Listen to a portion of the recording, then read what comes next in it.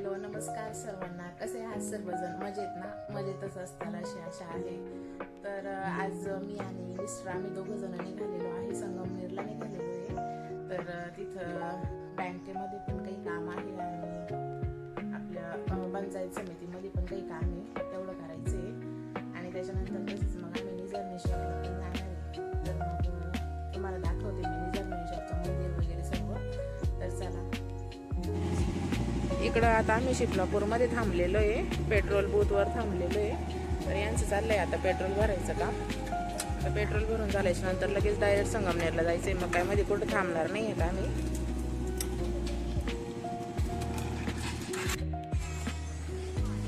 आम्ही आता इथं तहसील कार्यालयामध्ये बसलेलो आहे आतमध्ये.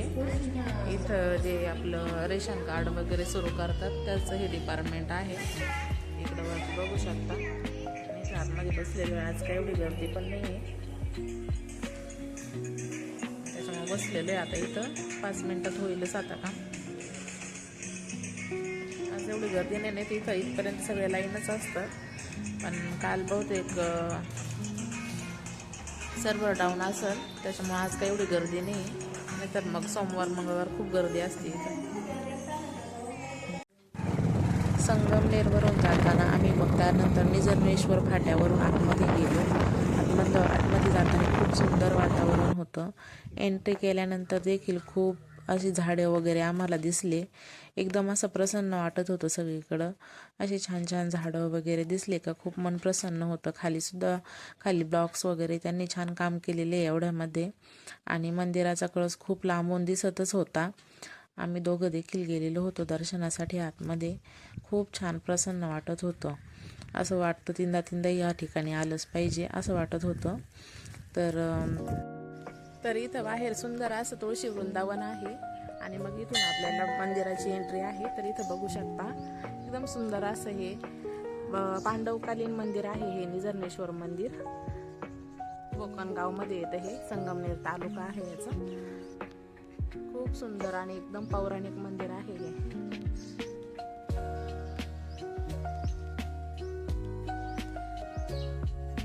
आता इथून आपण एंट्री करणार आहे आतमध्ये. इथं श्रावण महिन्यामध्ये किंवा महाशिवरात्रीला इतकी गर्दी असती का आपण नंबर लावून सुद्धा लवकर दर्शन होत नसतं इथं. पण आज एवढी काय गर्दी नाही म्हणजे आज कोणी नाहीच आहे इथं. तर आज आम्ही याच्यासाठी आलेलो आहे की आज मासिक शिवरात्र आहे. प्रत्येक महिन्यामध्ये एक शिवरात्र येत असते, तशीच आज एक मासिक शिवरात्री आहे. बघू शकता हे त्रिशूळ आहे. इथं नंदी पण आहे.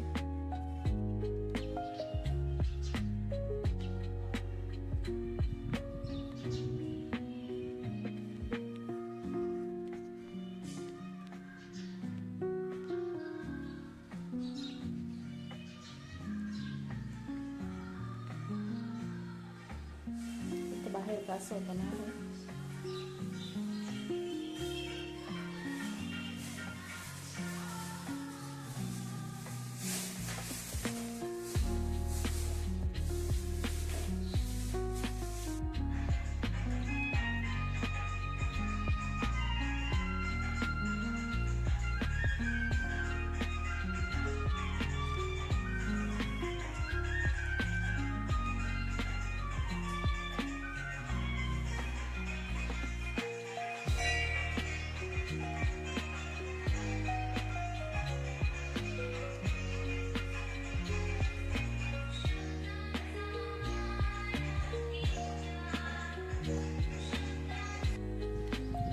खूप प्रसन्न वाटलं महादेवांचं दर्शन करून.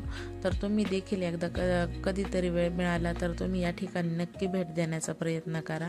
खूप पुरातन मंदिराचं तुम्हाला बांधकाम वगैरे सर्व बघायला मिळेल इथं आल्याच्या नंतर. आणि खूप प्रसन्न पण वाटेल. आता मी इथं मॅगी पण बनवलेली आहे. 4-4:30 वाजलेले आता. आणि संग्रामला भूक लागलेली होती, त्याने संत्री वगैरे खाल्लेलं होतं आता. पण मग म्हणे मला मॅगी बनवून दे. मग मॅगी बनवून दिली त्याला. विग्रह कशी आहे बाबू मॅगी? छान आहे. खा खा, फुकून घे आणि मग खा. मी गार करून दिलेली त्याला तशी. थोडी असेल कोमट असं. त्याला सगळं समजत आहे गरम आणि गार आहे ना.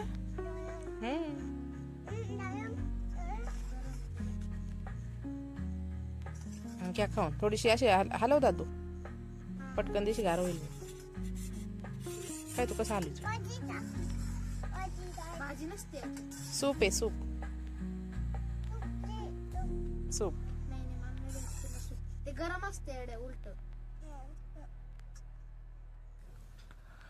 त्यानंतर आता संध्याकाळी 6-6:30ची वेळ आहे. आम्ही सर्वजण विग्रहाचं बोरन्हाण करायला गेलो होतो त्यांच्या घरी.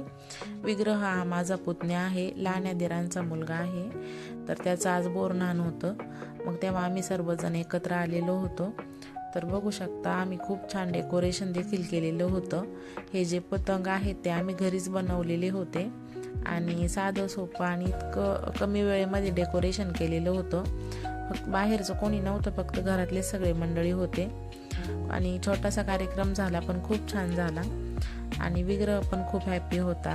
संग्राम, मी, आजी आम्ही सर्वजण गेलेलो होतो आणि कार्यक्रम पण खूप छान झालेला होता. त्यानंतर मग आम्ही त्याला बोराने आंघोळ पण घालून घेतली. त्यामध्ये खूप सारे चॉकलेट्स किंवा कॅडबरी वगैरे असं सर्वजण टाकलेलं होतं. बिस्किट पण होते. विग्रह पण आता खूप नटखट झालेला आहे. फोटो पण काढू देत नव्हता किंवा त्याचं जे ज्वेलरी आणलेले आहे आपण बघतो तर हलव्याचे दागिने जे आहेत ते पण घालू देत नव्हता. तरी पण मग आम्ही त्याला बळजबरी करून ते फोटो वगैरे काढले. असं चालूच होतं आमचं काही ना काही. मुलांची पण मध्ये गडबड चालू होती. बोरन्हाण होऊन आता आम्ही घरी चाललेलो आहे आणि बघू शकता इतका सुंदर असं सूर्यास्त होतोय. नारळाची झाडं आहे आणि शेडचं पण भारी काम दिसतंय इथून लाईटचं. आणि मागून छान सूर्यास्त दिसू राहिला, असं पूर्ण ऑरेंज कलर दिसू राहिला. भारी वाटू राहिले एकदम. गावाकडची संध्याकाळी खूप छान वाटतं.